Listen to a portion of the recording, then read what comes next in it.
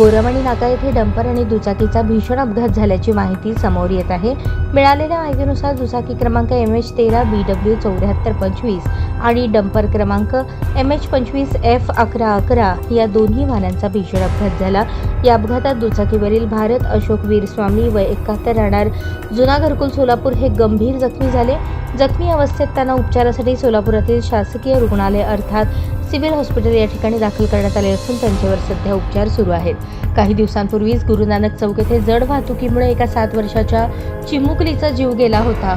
या जड वाहतुकीवर आता प्रशासन काय कारवाई करणार किंवा जड वाहतुकीमुळे होणारे अपघात कशामुळे टाळता येतील याकडे प्रशासन उपाययोजना करणार का, याकडे आता सर्व सोलापूरकरांचे लक्ष लागले आहे। अशाच नवनवीन अपडेटसाठी जनता राज्य न्यूज चॅनलला सबस्क्राईब करा, लाईक करा आणि शेअर करायला विसरू नका।